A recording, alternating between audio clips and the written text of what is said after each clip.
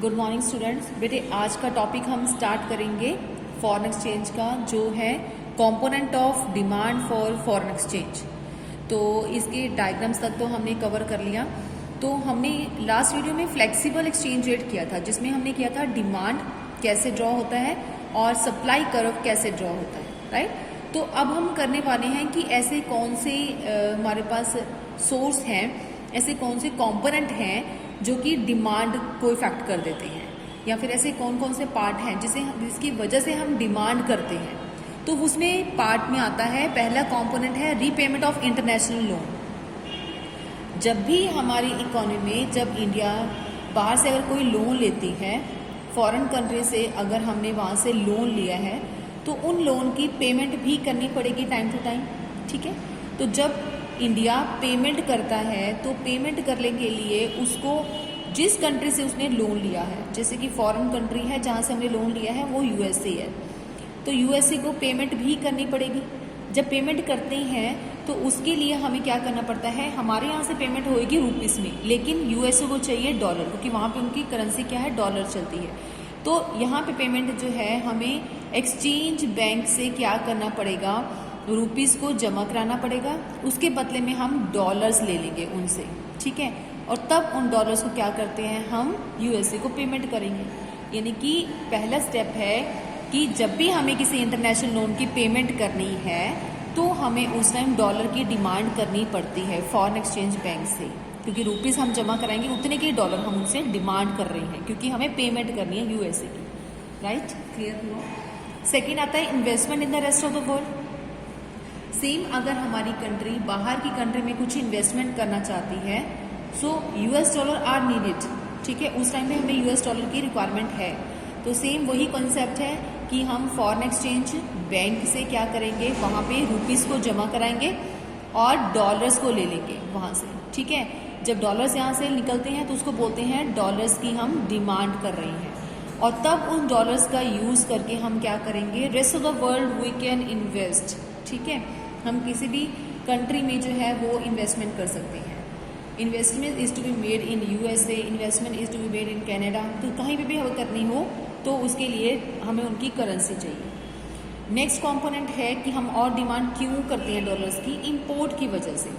हमारी कंट्री जो है अगर इंपोर्ट करती है, बाहर से कुछ भी अगर हम मंगवाते हैं, तो उसके लिए हमें क्या चाहिए, गुड्स तो मंगवाते ही हैं, कई बार हमारी कंट्री सर्विसेज भी लेती है बाहर की कंट्री से।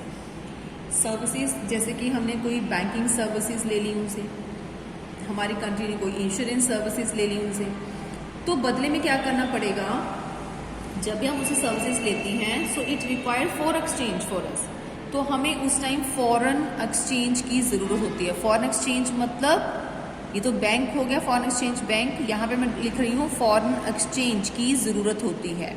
उसका मतलब कि फॉरेन करेंसी की ज़रूरत होती है, राइट। इसका मतलब करेंसी।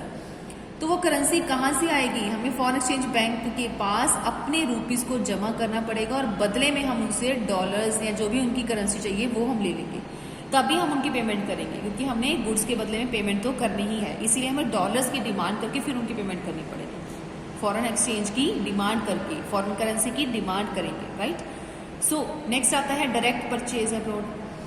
डायरेक्ट परचेज का मतलब कि foreign exchange is needed to make the direct purchase abroad also.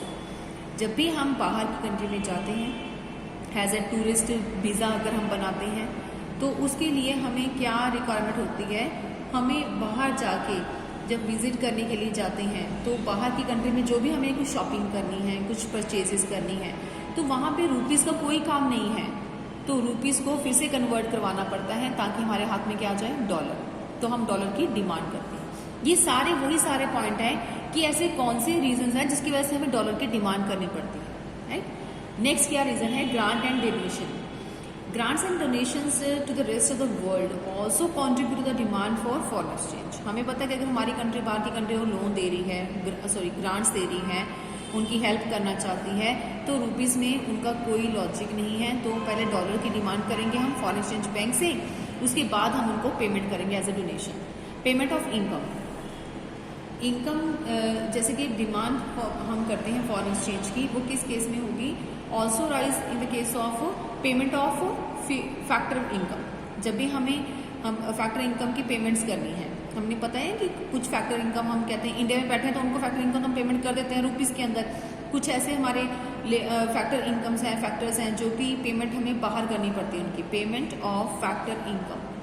तो उनकी पेमेंट्स करेंगे तो साथ में हमें रुपीज़ की ज़रूरत नहीं है, ठीक है। तो उस टाइम किस में करेंगे, डॉलर्स में। तो डॉलर्स की हम डिमांड करेंगे और उसके बाद उनकी फैक्टर्स की पेमेंट करते हैं। स्पेकुलेटिव ट्रेडिंग, स्पेकुलेटिव ट्रेडिंग का मतलब क्या होता है, जैसे हम कहते हैं ना सट्टेबाजी, कुछ हम लगाते हैं शर्तें वगैरह, तो उस केस में भी क्या होता है, इस ट्रेड में भी डॉलर्स की डिमांड करनी पड़ती है। So in terms of strong currency हमें चाहिए, demanded by the people for the purpose of speculative trading के लिए। तो तभी हमें क्या करना पड़ता है, डिमांड को डॉलर्स को डिमांड करना पड़ता है। ये सारे कंपोनेंट हमने किए हैं बेटे, वो हैं कि डिमांड क्या है हमारे फॉरेन एक्सचेंज की। तो टॉपिक क्या है कि ये सारे कंपोनेंट हैं जिसके हम अगर क्वेश्चन आ जाए तो 3 मार्क्स में या 5 मार्क्स में 4 मार्क्स में तो आपको समझ आ जाना चाहिए कितने पॉइंट्स हम लिख सकते हैं, राइट। नेक्स्ट टॉपिक है component of supply of foreign exchange. जिस तरह से हमने कंपोनेंट पढ़े हैं कि डिमांड हम करते हैं डॉलर्स की, तो क्या क्या कंपोनेंट हैं, तो इस तरह से सप्लाई अगर होती है, स्टॉक ज़्यादा बनता है बैंक के पास, फॉरेन एक्सचेंज बैंक में सप्लाई ज़्यादा हो रही है डॉलर्स की, तो उसके भी क्या क्या रीजंस हैं। तो एक तो होता है एक्सपोर्ट, पहला export of goods in is a important source of the supply of foreign exchange. कैसे कि जैसे हमारी कंट्री इंडिया बाहर की कंट्री को एक्सपोर्ट कर रही है, हम एक्सपोर्ट कर रहे हैं किसको, यूएसए, ठीक है। तो यूएसए को अगर हमने एक्सपोर्ट किया बेटे, तो उस टाइम यूएसए हमें क्या करेगी, पेमेंट करेगी। जब वो पेमेंट करेगी तो उस टाइम वो पेमेंट डॉलर्स में ही कर सकती है, क्योंकि करेंसी क्या चलती है यूएसए में, डॉलर। तो डॉलर की हमारी कंट्री में कोई ज़रूरत ही नहीं है, हमें तो रुपीज़ चाहिए।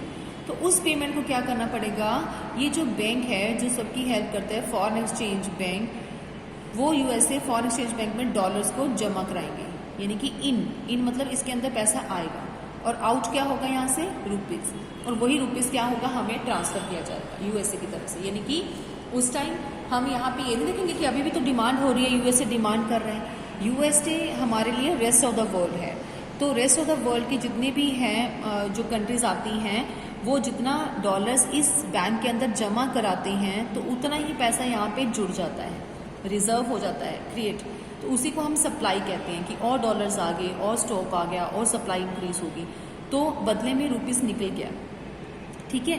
तो अपनी करेंसी को छोड़ के बाकी सभी करेंसीज को आपने फॉरेन एक्सचेंज समझना है, तो वो फॉरेन एक्सचेंज ही है, इसलिए डॉलर्स आ गए तो फॉरेन एक्सचेंज बढ़ गया, यानी कि सप्लाई इंक्रीज होगी। सेकेंड आता है investment from the rest of the world. जैसे अभी हमने कहा था कि अगर हमारी कंट्री बाहर की कंट्री में इन्वेस्टमेंट करना चाहती है, सिमिलर अगर बाहर से कुछ लोग जो है यहाँ पे इंडिया में आके मल्टीनेशनल कंपनीज खोलना चाहते हैं, कुछ इन्वेस्टमेंट्स करना चाहते हैं, ठीक है, फॉरेन डायरेक्ट इन्वेस्टमेंट जिसको बोलते हैं, तो अगर अब वो डायरेक्ट इन्वेस्टमेंट करने वाले हैं तो मल्टीनेशनल कंपनीज खोल के, तो इट मीन्स क्या हो गया कि उन्होंने पैसा इन्वेस्ट किया तो तभी उनको रुपीज़ की रिक्वायरमेंट रहेगी, इसीलिए बैंक के पास उनको डॉलर्स को जमा कराना पड़ेगा। जब भी जमा कराते हैं तो वो सप्लाई बढ़ जाती है, बदले में रुपीज़ लेंगे, right. Direct purchase by the rest of the world. Similar अगर कोई टूरिस्ट वीज़ा करवा के इंडिया में आया हुआ है, टूरिस्ट विजिट है वो उनकी, तो उस केस में भी क्या होगा, अगर वो यहाँ पे आके शॉपिंग करने वाले हैं तो उनको भी क्या चाहिए, डॉलर्स की रिक्वायरमेंट होती है, तो इस बैंक में डॉलर्स को जमा करेंगे। सॉरी, डॉलर की रिक्वायरमेंट नहीं होती, रुपीज़ की रिक्वायरमेंट होती है और बदले में रुपीज़ लेके जाएंगे, clear. Loan from the rest of the world. अगर हमारी कंट्री बाहर की कंट्री से कुछ लोन लेती है, ठीक है, if India take borrowings from the rest of the world, तो उसको क्या करना पड़ेगा, लोन की पेमेंट भी चुकानी है। सो चाहे किसी भी कंट्री से अगर लोन लिया है तो पेमेंट अगर चुकानी हो, India loan from rest of the world का मतलब, तो इसका मतलब कि जब बाहर से हम लोन लेते हैं तो उस टाइम भी करेंसी जो है वो बढ़ जाएगी ना फॉरेन एक्सचेंज बैंक के पास। तो इस टाइम जितने भी हैं, चाहे वो डॉलर्स हैं, चाहे वो पॉन्ड्स हैं, वो सारे यहाँ पे जमा होते रहेंगे। जिस कंट्री से भी हमने लिया है तो यहाँ पे जमा होगा, उसके बाद ही हमें लोन जो है रुपीज़ में मिलेगा, ठीक है। तो पहले तो करेंसी जमा होगी, इसीलिए loan from the rest of the world हम कह सकते हैं। Grants and donation from the rest of the world. अगर इंडिया को किसी टाइम कोई डिजास्टर की वजह से बाहर से फॉरेन से हमें कुछ करेंसी चाहिए, कुछ डोनेशन के तौर पे अगर वो कोई भी कंट्री हमें थोड़ा हेल्प करना चाहती है, तो हमें कुछ पेमेंट करना चाहती है, तो उनका जो है पहले कन्वर्जन होगा डॉलर्स का रुपीज़ के अंदर, तो उस टाइम भी रुपीज़ डॉलर्स की क्या हो जाएगी, सप्लाई बढ़ जाएगी फॉरेन एक्सचेंज बैंक के पास। इनकम रिसीट्स, इसी तरह से अगर रेस्ट ऑफ द वर्ल्ड से कुछ लोग यहाँ पे आके काम कर रहे हैं, वहाँ के फैक्टर्स जो हैं हम यहाँ पे इस्तेमाल कर रहे हैं इंडिया में, तो अपनी फैक्टर इनकम को पेमेंट करेंगे, ठीक है। जिनको मिल रहा है उनके लिए इनकम है, लेकिन वहाँ से क्या होगी, पेमेंट होगी। तो जब पेमेंट होती है तो वो भी क्या करेंगे, उसको डॉलर्स में या फिर पॉन्ड्स में भेजेंगे, जो कि इंडिया में उसको रुपीज़ में कन्वर्ट करना है। तो इस बैंक के पास क्या हो जाएगा, डॉलर्स पॉन्ड्स फिर से जमा हो जाएंगे, ठीक है। तब सब क्या हो जाएगी, सप्लाई एक बार फिर से बढ़ जाती है, राइट, इनकम रिसीट्स होने से भी। नेक्स्ट आता है remittance by the non resident. Non resident की तरफ से कुछ भी रिसीट्स अगर आती है इंडिया के अंदर, ठीक है, तो उसके लिए भी क्या होगा, receipts of foreign exchange from the rest of the world. तो फॉरेन एक्सचेंज क्या होगा, हमारा इंक्रीज हो जाएगा, क्योंकि रिसीट्स जो है रुपीज़ में तो आएगा नहीं, जो उनकी करेंसी में आएगा, फॉरेन एक्सचेंज में आएगा, बाहर की करेंसी में आता है रिसीट्स जितने भी आएंगी कोई, तो उसको क्या होता है, ये सारे रिसीट जो हैं वो डॉलर को बढ़ाते हैं या फिर फॉरेन करेंसी को क्या करते हैं, इंक्रीज करते हैं। इसीलिए हम कहते हैं कि सप्लाई क्या होगी, इंक्रीज होगी। तो ये बड़े सारे कंपोनेंट्स हैं जो कि हमें शो करते हैं कि किस तरह से सप्लाई हमारी बढ़ती है। इन सभी तरीकों से हम डिमांड करते हैं, जैसे ऊपर किया था डिमांड वाले केस में, और इन सभी केसेस से हम सप्लाई करते हैं, यानी कि सप्लाई हमारी बढ़ती है फॉरेन एक्सचेंज की। बेटे नेक्स्ट टॉपिक है मैनेज्ड फ्लोटिंग सिस्टम। ये बहुत ही इंपॉर्टेंट टॉपिक है इस चैप्टर का। मैनेज फ्लोटिंग सिस्टम क्या होता है, इसको हम डर्टी फ्लोटिंग भी कहते हैं। तो क्या है ये manage floating system? Due to the government intervention during ups and downs in the exchange rate, this system is sometime called the system of dirty floating. यानी कि गवर्नमेंट की इंटरवेंशन रहती है, ठीक है, इसके अंदर during the up and down in the exchange rate. अब कई बार ही अप करना पड़ता है एक्सचेंज रेट को, कई बार डाउन करना पड़ता है, किसकी वजह से, गवर्नमेंट की इंटरवेंशन की वजह से। सो इसीलिए इस सिस्टम को हम डर्टी फ्लोटिंग के नाम से भी बोलते हैं। It refers to an exchange rate system in which gradual adjustment in the rate of exchange take place through the intervention of the government. ये एक ऐसा एक्सचेंज रेट सिस्टम है जिसमें हमें ग्रेजुअली एडजस्टमेंट करनी पड़ती है, रेट ऑफ एक्सचेंज के अंदर कुछ हमें चेंजेस करनी पड़ती है। वो चेंजेस कैसे टेक प्लेस होता है, किस तरह से होता है, गवर्नमेंट की इंटरवेंशन की वजह से क्रिएट होता है, ठीक है। Under the manage floating system foreign exchange rate is allowed to fluctuate within certain limit. तो मैनेजमेंट फ्लोटिंग सिस्टम के अंदर क्या होता है कि जो फॉरेन एक्सचेंज रेट हम डिसाइड करते हैं ना, डिमांड और सप्लाई के फोर्सेस की वजह से हमारा एक्सचेंज रेट जो है वो फाइनलाइज होता है। तो वो जो फॉरेन एक्सचेंज रेट है is allowed to fluctuate within certain limit. तो कुछ खास लिमिट के अंदर जो है उसको फ्लक्चुएट जो है वो करने की परमिशन दी जाती है, ठीक है। क्योंकि मैनेज फ्लोटिंग का मतलब क्या है कि हम फ्लोटिंग कर सकते हैं, अप्स एंड डाउन्स कर सकते हैं। जो भी मार्केट के अंदर रेट डिसाइड हुआ है एक्सचेंज रेट का, उसको हम कुछ लिमिट के अंदर, ऐसा नहीं कि अब बियॉन्ड द लिमिट हम कितना भी उसको हाई कर दें अपनी मर्जी से गवर्नमेंट इंटरवेंशन करके, या बहुत ज़्यादा लो कर दें, ऐसे नहीं। विद इन सर्टेन लिमिट्स, कुछ लिमिट्स को ध्यान में रखें, हम उसको फ्लक्चुएट कर सकते हैं, थोड़ा सा अप या थोड़ा सा डाउन कर सकते हैं गवर्नमेंट इंटरवेंशन करके। So when the exchange rate cross limits, अगर एक्सचेंज रेट हमारा सही नहीं जा रहा है, क्रॉस लिमिट है, क्यों? पहले एक्सचेंज रेट हमारा नॉर्मल होना चाहिए, बट नॉर्मल से अगर बहुत ज़्यादा अप चला जाए या बहुत डाउन होता है तो हमें सूटेबल नहीं लगता है।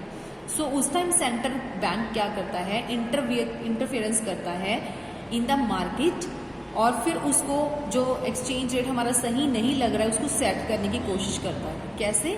थ्रू द परचेजेस या फिर सेलर ऑफ फॉरेन करेंसी, यानी कि बाहर की करेंसी को या तो हम बेचेंगे, उस टाइम गवर्नमेंट बैंक क्या करेगा, रिजर्व बैंक या सेंट्रल बैंक उस टाइम फिर फॉरेन एक्सचेंज जो उसके पास पड़ा हुआ है तो उसको सेल करके मार्केट की इसी एक्सचेंज रेट को सेट करेगा, या फिर उसको बायर करके मार्केट सिचुएशन को सेट करेगा। अगर कुछ हमें लगता है कि exchange rate cross the limit हमें क्रिएट हो रहा है तो, ठीक है, या इकोनॉमी के लिए फायदेमंद नहीं दिख रहा है तो कैसे हम इसको फ्लोटिंग करते हैं या मैनेज कैसे किया जाता है?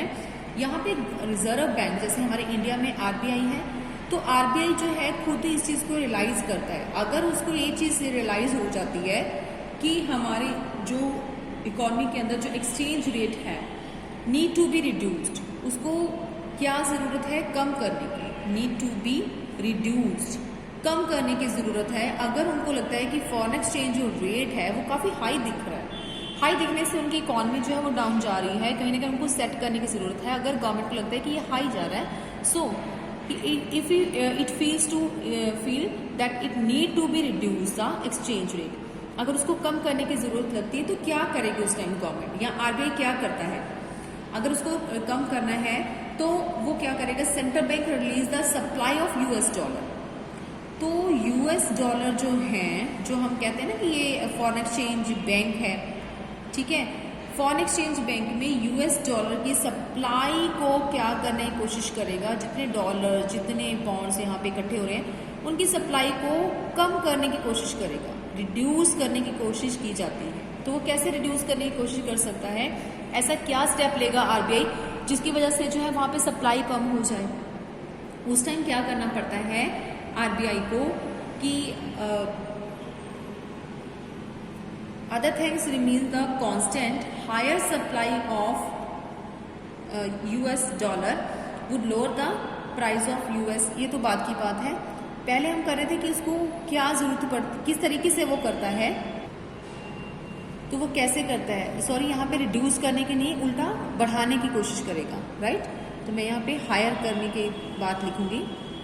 तो क्या करेंगे, यूएस डॉलर को आरबीआई क्या करेगा, यूएस डॉलर जो है ज़्यादा इंक्रीज करने की कोशिश करेगा, सप्लाई को बढ़ाने की कोशिश करेगा, हायर करने की कोशिश करेगा, ताकि रेट्स जो अप है उनको सेट किया जा सके। अब जो वो हायर कैसे करेगा, मार्केट में, फॉरेन एक्सचेंज मार्केट में क्या करेगा, सेल कर देगा फॉरेन एक्सचेंज को, यानी कि जो भी उसके पास फॉरेक्स रिजर्व पड़ा हुआ है उसमें से कुछ डॉलर जो है, कुछ पॉन्ड्स जो है वो निकाल के किसको बेच देगा, फॉरेन एक्सचेंज बैंक में सेल कर देगा। सिंपल है। तो अगर वहाँ पे सेल करेगा तो यहाँ पे क्या हो जाएगा, ये जो फॉरेक्स रिजर्व है ये ज़्यादा इकट्ठा हो जाएगा, हायर हो जाएगा। और जब भी डॉलर्स की जो पोजीशन है हायर हो जाती है, यानी कि सप्लाई अगर हायर हो जाती है, हम ये भी बोल सकते हैं ना कि अगर सप्लाई हायर हो जाती है तो उस केस में क्या होता है, रेट क्या हो जाएगा फॉरेन एक्सचेंज का, फॉरेन एक्सचेंज रेट जो है, रेट फॉरेन एक्सचेंज डाउन हो जाएगा। ठीक है, ये चीज़ पॉसिबल होगी। तो ये कैसे होगा, एक छोटा सा हम डायग्राम भी लेके चल पड़ते हैं ताकि हमें क्लियर हो जाए। सपोज कर लो यहाँ पे एक ये मार्केट है, मार्केट का ये हमारे पास डिमांड कर्व है और ये हमारे पास सप्लाई कर्व है, राइट। यहाँ पे ये जो रेट था ये डिसाइड हुआ पड़ा था हमारा फॉरेन एक्सचेंज का। अब फॉरेन एक्सचेंज का रेट था P, सिंपल P ले लेते हैं।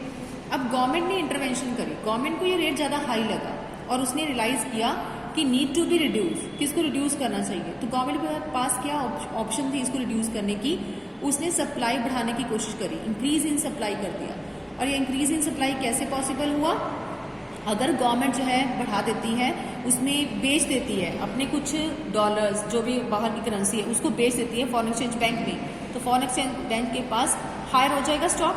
रिड्यूस नहीं बोलना बेटे, फिर से मैं बोल रही हूँ, इसमें मैंने कट कर दिया, हायर हो जाएगा स्टॉक। तो हायर हो गया तो उसके साथ साथ क्या होगा, यहाँ पे अब ने हायर होकर दिखा दिया S1 को, S1 मतलब सप्लाई को मैंने हायर कर दिया। जैसे सप्लाई हायर हुई और साथ में रेट्स क्या हो गए, डाउन। और यही हमारी गवर्नमेंट चाहती थी, यही आरबीआई चाहता था। ठीक है, इसको बोलते हैं कि किस तरह से मैनेज कर लेती है। अब एक्सचेंज रेट बढ़े हुए को कैसे सेट कर देती है गवर्नमेंट। सेकेंडली क्या है कि अगर आरबीआई ये रियलाइज करता है कि उसको ये महसूस होता है कि need to be increase foreign exchange, अगर उसको लगता है कि फॉरेन एक्सचेंज जो है वो ठीक नहीं है, इसको हमें क्या कर देना चाहिए, इंक्रीज करने की जरूरत है, तो उस टाइम क्या करेगा गवर्नमेंट को, यानी कि आरबीआई को क्या करना पड़ेगा, ज़्यादा डिमांडिंग होना पड़ेगा फॉरेन एक्सचेंज के लिए। ठीक है, वो क्या करेगा और जो है डिमांड करेगा फॉरेन एक्सचेंज बैंक से और मांगेगा डॉलर्स, ठीक है, और मांगेगा फॉरेन करेंसी, बाहर की करेंसी, और हम खरीद के रख लेंगे क्योंकि हमें सेट करना है ना फॉरेन एक्सचेंज को। तो उससे जब हम ज़्यादा डिमांड करेंगे तो नेचुरली है कि डिमांड हमारी इंक्रीज होगी, इसको बोलते हैं इंक्रीज इन डिमांड। तो फिर से हम एक डायग्राम बना के देखते हैं कि जब इंक्रीज इन डिमांड होती है तो क्या फ़र्क पड़ता है कि जो हमारी गवर्नमेंट चाहती है, आरबीआई चाहता है, वो सक्सेसफुली होता है या नहीं। ये हमारा डिमांड है, ठीक है, ये हमारा S है, और डिमांड और सप्लाई की फोर्सेस से जो रेट डिसाइड हुआ वो P डिसाइड हुआ है। बट हमारा जो आरबीआई है उसने ये रियलाइज किया है कि इस पी को इंक्रीज करने की जरूरत है। दोनों ही पोर्शन हो सकते हैं ना, या तो उसको कम करने की जरूरत लगती है तो इस तरीके से वो कम करेगा, अगर उसको इंक्रीज करने की जरूरत महसूस होती है तो वो कैसे इंक्रीज करेगा, वो डॉलर्स की डिमांड को बढ़ा देगा। यानी कि कोई भी एक फैक्टर ले लो, हमने चेंज कर दिया कि वो डिमांड करेगा। पहले वाले केस में क्या किया था कि सेल करता है डॉलर्स को, अब क्या करेगा, वो परचेज करता है डॉलर्स को। ठीक है, जब हम इस मार्केट से परचेज करेंगे यानी कि डिमांड करेंगे, तो हम यहाँ पे लिख देते हैं परचेजेस, खरीदेगा वो, परचेजेस डॉलर्स।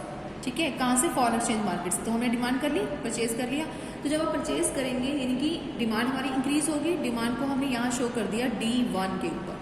जैसे ही डिमांड हमारी डॉलर्स की बढ़ी है, साथ साथ रेट भी क्या हो गए हमारे, अप हो गए, P1 चले गए। और यही हमारी गवर्नमेंट चाहती थी, आरबीआई चाहता था कि need to be increase the foreign exchange, क्योंकि उनको लग रहा था कि ये कम है तो उनको कैसे बढ़ाया जाए।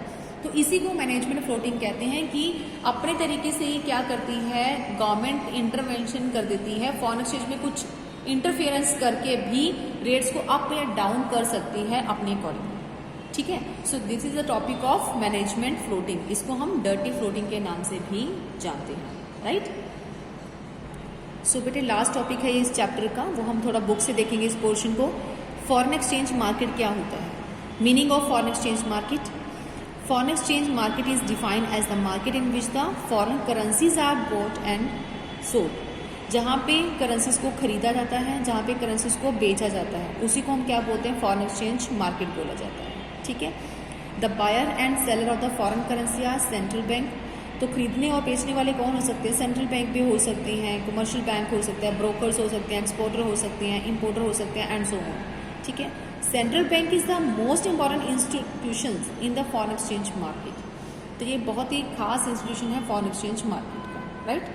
आगे आता है फंक्शंस क्या है फॉरेन एक्सचेंज मार्केट की।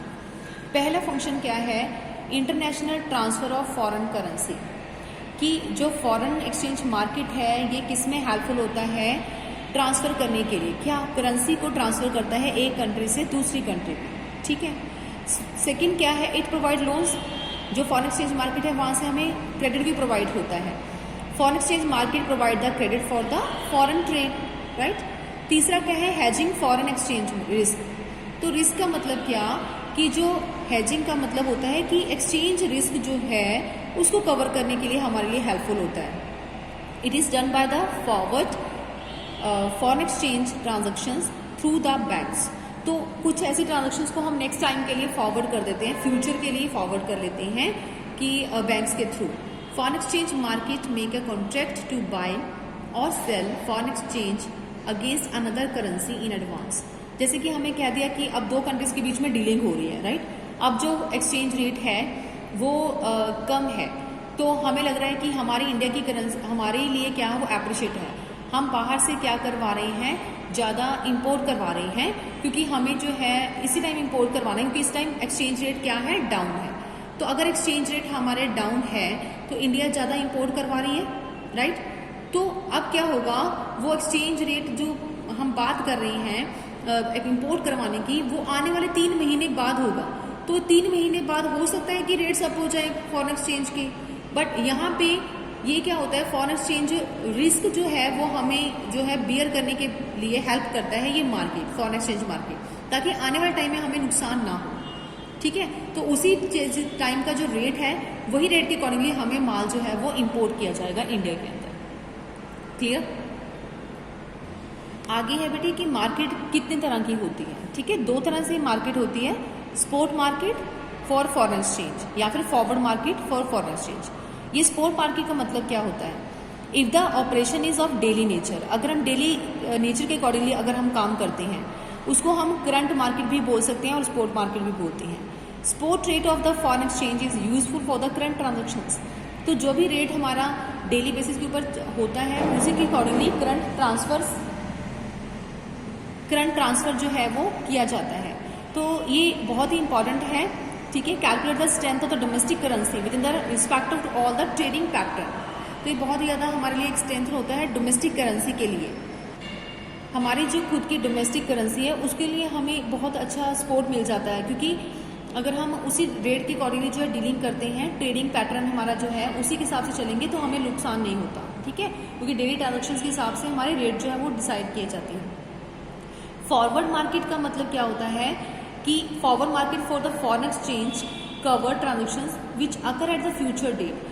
अगर आने वाले टाइम के अंदर हमें कुछ डिसीजंस करने हैं, कुछ इंपोर्ट या एक्सपोर्ट करनी है, तो उसके लिए हमें फॉरवर्ड मार्केट का जो है वो रोल लेना पड़ता है, उसके लिए फॉरवर्ड मार्केट्स बनी हुई हैं।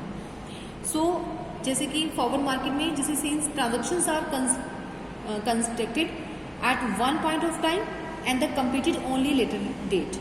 अगर हमने आज कॉन्टैक्ट कर लिया, एक कंट्री का दूसरे के साथ डीलिंग होगी, लेकिन जो काम होने वाला है वो आने वाले 2 या 3 महीने बाद होने वाला है। So we should analyse the forward exchange rate. तो हमें फॉरवर्ड एक्सचेंज रेट के बारे में पता होना चाहिए, क्योंकि ये हेल्प करता है बोथ द पार्टीज। कौन सी पार्टीज, जो खरीदने वाला है उसको भी, जो बेचने वाला है उनका, तो दोनों को ही नुकसान ना हो फॉरेन एक्सचेंज के चेंज होने से। और उसका जो रिस्क है in the foreign exchange at the future date में, कई बार फ्यूचर डेट में कोई रेट बढ़ जाते हैं या कम हो जाता है, किसी एक कंट्री को नुकसान हो जाता है, तो उसके लिए क्या है, ये हमारे पास उनके लिए हैजेस क्रिएट करता है, यानी कि उनको प्रोटेक्ट करता है उस रिस्क से बचाने के लिए। इसीलिए इसको forward market for foreign exchange बोलते हैं। तो इस तरह के जो रिस्क या जो ट्रांजेक्शन्स है इसको हैंडल करने के लिए मार्केट बनी हुई है, जिसी को फॉरवर्ड मार्केट बोल दिया जाता है। ठीक है बेटे, तो आज का टॉपिक बेटे हमारा यहीं पे खत्म होता है। हमने सारे टॉपिक्स कवर कर लिए हैं, तो ये चैप्टर हमारा हो गया क्लोज। नेक्स्ट वीडियो में हम बैलेंस ऑफ पेमेंट को स्टार्ट करेंगे। ओके बेटे।